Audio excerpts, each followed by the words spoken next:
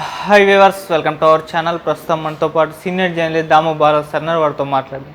నమస్కారం సార్. నమస్తే సార్, రామ్ గోపాల్ వర్మ గారు మనం చూసాం ఎలక్షన్స్ కంటే ముందు వైసీపీ ఫేవర్గా చాలా పొలిటికల్ సినిమాలు, జగన్ గారి బయోగ్రఫీ ఇవన్నీ కూడా తీశారు. అయితే ఇప్పుడు రీసెంట్గా ఒక స్టేట్మెంట్ ఇచ్చారు సార్, ఎటువంటి పొలిటికల్ బయోగ్రఫీ సినిమాలు నేను ఇక తీయను అని చెప్పేసి అని అంటున్నారు.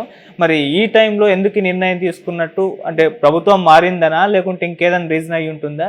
మరి అంతకుముందు ఆయన తీసిన సినిమాలకు లోకేష్ గారు ఈయన పైన పగబట్టారు, ఖచ్చితంగా రివెంజ్ తీసుకుంటారని చెప్పేసి చాలా వార్తలు వచ్చాయి. మరి ఇప్పుడు వదిలేస్తారా, రివెంజ్ ఖచ్చితంగా తీసుకుంటారు? మీ ఒపీనియన్ ఏంటి సార్ వీటిపైన? చంద్రబాబు మీద లక్ష్మీస్ ఎన్టీఆర్ తీసేటప్పుడు నేను ఒకసారి ఎక్కడో అనుకోకుండా కలిస్తే అడిగాను, ఎందుకు సార్ ఇలా చేస్తున్నారు? అప్పుడు వాళ్ళ గవర్నమెంట్ కూడా ఉంది, వాళ్ళు ఏమన్నా చేస్తే ఇలా ఉంటాయా, వాళ్ళు ఏం చేస్తారు, ఇక్కడ డెమోక్రసీ ఉంది, మీడియా ఉంది, ఇవన్నీ మాట్లాడాడు ఆయన. అవును. ఒక పక్క వైసీపీ వాళ్ళకంటే కూడా ఎక్స్ట్రీమ్గా వెళ్ళి చూపించాడు. నిజానికి అంత అవసరం లేదు, ఎందుకంటే ఇక్కడ రాజకీయ నాయకుల్లో మనకి నచ్చే వాళ్ళు కొంతమంది ఉంటారు, నచ్చని వాళ్ళు ఉంటారు పర్సనల్గా. అదే నిజానికి చాలామంది ఏంటంటే కొంతమంది ఐడెంటిఫై అవుతాను, అది కులం కావచ్చు, ప్రాంతం కావచ్చు, రకరకాల కారణాలతో మనం ఇంకా స్పెసిఫిక్గా మాట్లాడండి. చంద్రబాబు, జగన్, కొంతమంది జగన్ అంటే నచ్చేవాళ్ళు ఉంటారు, కొంతమంది చంద్రబాబు అంటే నచ్చేవాళ్ళు ఉంటారు పర్సనల్గా. కానీ ఓవరాల్గా తీసుకున్నప్పుడు నా అభిప్రాయం ఏంటంటే ఎవరికి పెద్ద ఎసెన్స్లో ఏమి తేడా లేదు. ఓకే, అందరూ కూడా ప్రతి ఒక్కడికి అధికారం పిచ్చి, అధికారం లేకుండా ఎవడు సేవ చేయడానికి రెడీగా లేడు. జగన్ అయినా, చంద్రబాబు అయినా, మోడీ అయినా, కేసీఆర్ అయినా అందరికీ అధికారమే కావాలి. అధికారం కోసం ఏమైనా చేస్తారు. ఎవడికి సిద్ధాంతాలు ఇవన్నీ ట్రాషు. మోడీకి చాలామంది సిద్ధాంతాలు ఉన్నాయనుకుంటారు, అది కూడా ఏమీ లేదు. హిందుత్వ కూడా అది మోడీకి ఏమీ లేదు. అధికారం కోసం ఉపయోగపడుతుందంటే హిందుత్వం అంటాడు, లేదంటే నేను ముస్లిం, చిన్నప్పటి నుంచి ముస్లింలలోనే పెరిగానని మొన్న ఆ మధ్య మాట్లాడాడు. కాబట్టి అందుకనే వాళ్ళు ఎవరు వచ్చినా చేర్చుకునేది ఎందుకు? సిద్ధాంతాలు ఎవరికి లేదు. ఇవాళ అధికారం, గెలుపు, ఓటమి, లాభం, నష్టం, ఇవే గైడ్ చేస్తాయి. కాబట్టి మనకి నచ్చిన వాడిని తీవ్రంగా, వాడిని వ్యక్తిగతంగా అట్టు చేయడం, నచ్చని వాడిని అట్టు చేయడం, నచ్చిన వాడిని వాడేం చేసినా కూడా ప్రతిదాన్ని పొగడ్డం, మనకు నచ్చిన వాడి మీద ఎవరైనా క్రిటికల్గా మాట్లాడితే వాడి మీద దూకడం, ఈ కల్చర్ జనాల్లో కూడా బాగా పెరిగిపోయింది. మీడియా, సోషల్ మీడియా వీటి వల్ల. అది నా విషయంలో నేను చూస్తున్న, నాగేశ్వర్ లాంటి వాళ్ళు చెప్తున్నారు.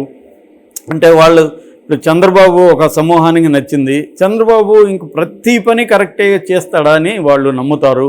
చంద్రబాబుని మనం విమర్శిస్తే విపరీతంగా దూకుడుగా మన మీదకి వస్తారు. జగన్ అంతే, జగన్ ప్రతి పని కరెక్టే అని నమ్ముతారు.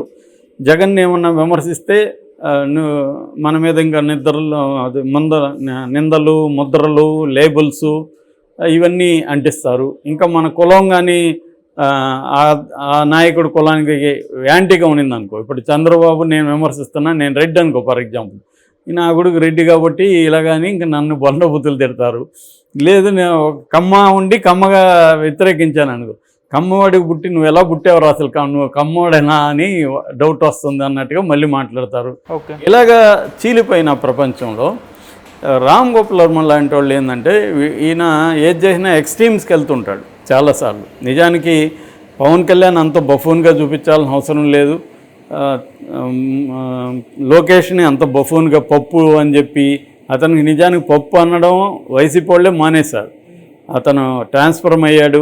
కరోనాలో అతను చేసిన పని ఏంటంటే బాడీని ఒక షేపుకి తెచ్చుకున్నాడు. తర్వాత గడ్డం పెంచి కొంత సీరియస్ లుక్ తీసుకొచ్చుకున్నాడు.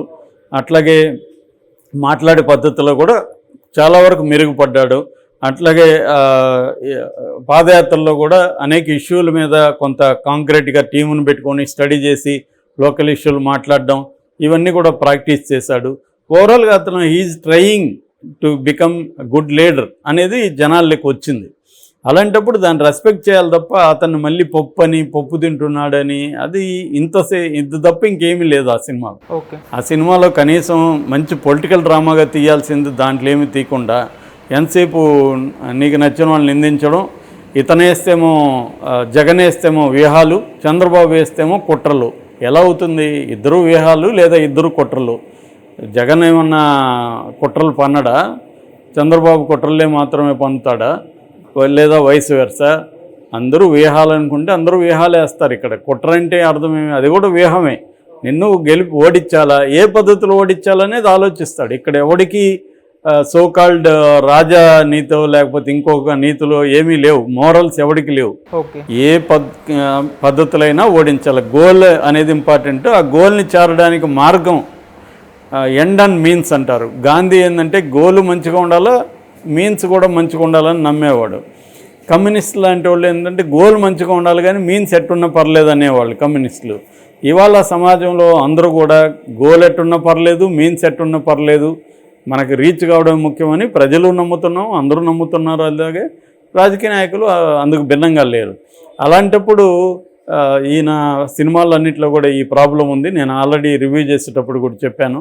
ఇది ఎక్స్ట్రీమ్కి వెళ్ళాడు. దాంతో లోకేష్ పర్సనల్గా తీసుకున్నాడు. ఖచ్చితంగా తీసుకుంటారు, ఎవరైనా తీసుకొని కేసులు పెట్టాడు, దాన్ని ఆపించడానికి ట్రై చేశాడు, కొంత సక్సెస్ అయ్యాడు. ఆ తర్వాత రామ్ గోపాల్ వర్మ సడన్గా సైలెంట్ అయిపోయాడు. కొంతకాలంగా మనం గమనిస్తే ఎక్కడా కూడా ఆయన ట్వీట్లు చేయడం కానీ ఏం మానేశాడు. దాంతో రకరకాల పుకార్లు వచ్చాయి. నాకు కూడా చెప్పారు, అది నిజమా కాదో తెలియదు కానీ లోకేష్ని తను కాంటాక్ట్ చేస్తున్నాడని, ఒక్కసారి అపాయింట్మెంట్ అడుగుతున్నాడని అనేది పుకార్లు వచ్చాయి. అది నిజమా కాదో తెలియదు, నాకు కొంతమంది చెప్పారు. ఇలాగ లోకేష్ని ట్రై చేస్తున్నాడు, లోకేష్ దగ్గరికి తీసుకెళ్లారు, కానీ లోకేష్ ఊరుకున్నాడు, నో ఎస్ అని చెప్పలేదు అనేది అంటున్నారు. మేబీ కొంతమంది ఇంకేమంటున్నారంటే వైసీపీ నుంచి వచ్చే ఫండ్ అయిపోయి ఉంటుంది కాబట్టి కూడా సైలెంట్ అయిపోయాడు ఈయన, ఆయనకు ఫండ్ కూడా లేదు అని అంటున్నారు. ఏదేమైనా సైలెంట్ అయితే అయ్యాడు, అది క్లియర్గా తెలుస్తుంది. ఎవరి వైపు సైడ్ తీసుకోలేదు, ఆ తర్వాత సైలెంట్ అయ్యాడు. ఈ సైలెంట్ అవ్వడానికి భయం కారణమా, ఫండ్ అయిపోవడం కారణమా, లేకపోతే ఆయన నమ్మకం పోవడం కారణమా, ఏదైతేమే ఆయన సైలెంట్ అయ్యాడు. దాంతో ఇప్పుడు వాళ్ళ గవర్నమెంట్ వచ్చింది, మన పవన్ కళ్యాణ్ ఉప ముఖ్యమంత్రి అయ్యాడు, లోకేష్ పవర్ పెరిగింది, చంద్రబాబు సెంట్రల్లో కూడా పవర్ ఉంది. ఇలాంటప్పుడు వీళ్ళు ఏమైనా ప్రతీకారం తీర్చుకుంటారా అనేది సహజంగానే చాలామందికి ఉంటుంది, ఆయనకు కూడా ఉండొచ్చు. Is also human being like anybody. తనకి ప్రాణ భయం ఉండదా? ఖచ్చితంగా ఎంత లేదన్నా ఉంటుంది ఎవరికైనా, అదేం ప్రాబ్లం లేదు. మొత్తానికి అది చేసుకునే సర్కిల్ కూడా ఉంది ఆయనకి. ఎందుకంటే రేవంత్ రెడ్డి చంద్రబాబు వర్మకి, రామ్ గోపాల్ వర్మ క్లోజు, సో వాళ్ళిద్దరు ఫ్రెండ్స్. సో రేవంత్ రెడ్డి ద్వారానో ఇంకొకరి ద్వారానో ఆయనకి పెద్ద సర్కిల్ ఉంది అన్ని పొలిటికల్ పార్టీల్లో కూడా. ఎందుకంటే పర్సనల్గా ఆయన మీన్గా ఉండడు ఎవరితో, సినిమాల్లో అలా చేస్తాడు కానీ పర్సనల్గా ఎవరినో ఒక మాట తిట్టు కూడా రాదు ఆయనకి. పర్సనల్గా ఎవరితో మీన్గా ఉండడు. అందువల్ల ఆయన్ని వ్యతిరేకించే వాళ్ళు కూడా ఆయన నాశనం అయిపోవాలని ఇంకోటి కోరుకోరు. ఇదే ఆయన్ని చాలామంది వ్యతిరేకించే వాళ్ళు ఉంటారు స్ట్రాంగ్గా, ప్రేమించే వాళ్ళు కూడా స్ట్రాంగ్గా ఉంటారు. ఈ రెండు రకాలు ఉంటారు. ఈ రెండు రకాలు కూడా ఆయన ఫరక్ పడదని చెప్తాడు కానీ ఖచ్చితంగా ఆయన మీద కూడా ఎఫెక్ట్ ఉండదని నేను అనుకోవట్లో ఉంటుంది. So is also human being. ఆయన నేను కాదనుకున్న ఎంత చెప్పినా కూడా నేను కూడా చూసా కాబట్టి షూటింగ్ టైంలో ఆయన మీద కూడా రాగద్వేషాలు, కోపము, ఆనందం అన్నీ ఉంటాయి మనిషిలో. సో ఆ రకంగా నిన్న ఆయన అడిగితే ఆయన ఎప్పట్లాగే ఒక సెటైర్ వేశాడు. అదేంటంటే నేను ఇంకా రాజకీయాల జోలికి వెళ్ళను, రాజకీయాల మీద సినిమా తీయను, తర్వాత దేవుళ్ళ మీద తీస్తానని వేశాడు. అంటే ఒక్కోసారి మనకి జోక్లో కూడా వాళ్ళ అన్కాన్షియస్ డిజైర్ బయటకు చెప్తారనేది ఫ్రాయిడియన్ థియరీ, జోక్ రూపంలో ఉంటుంది. ఇట్లాంటి వాళ్ళు అది చేస్తారనమాట. నేను వెధవనని చెప్తుంటారు, అంటే ఎదుటోడు నువ్వు వెధవ అని చెప్పే ముందే నేనే చెప్పేశాను, నన్ను చెప్పనివ్వు అనేది మనం తీసుకోవాలి స్టాండు. వాళ్ళు ఏంటంటే నేను ఎదవనంటే అయ్యే భలేవాళ్ళు సార్, మీరెందుకు ఎదవవుతారు సార్ అని చెప్తారని వాళ్ళు ఊహిస్తారు అంటాడనమాట. అటువంటి జోక్లో కూడా ఇది ఉంది. ఖచ్చితంగా ఆయన ఏదేమైనా కాంప్రమైజ్ అవ్వాలనుకుని అయితే అనుకున్నాడు. అది కారణం ఏదైనా పక్కన పెడితే, సో దానివల్ల ఆయన గ్యాప్ ఇవ్వచ్చు. రేపొద్దున జగన్ మీద రెడ్డి గారు పోయారని సినిమా టైటిల్ పెట్టి తీయడని అనుకోవాల్సిన అవసరం లేదు. అది తీసినా కూడా తీస్తాడు ఆయన. కాబట్టి ఆయన ఏం చేస్తాడని మనకు తెలియదు. ప్రస్తుతం అయితే మాత్రం పొలిటికల్ సినిమాలు ఇమీడియట్గా అయితే తీయకపోవచ్చు. రేపొద్దున లోకేష్ సరే నేను హర్ట్ అయ్యాను, నువ్వు సారీ చెప్పావు, ఇది కుదరదు, జగన్ మీద కూడా నాకు ఒక యాంటీ సినిమా తీయన్నాడు అనుకో, ఫండ్ ఇస్తే తీయచ్చు. రెడ్డి గారు పోయారు అని టైటిల్ పెట్టి తీయచ్చు. Okay, thank you so much sir.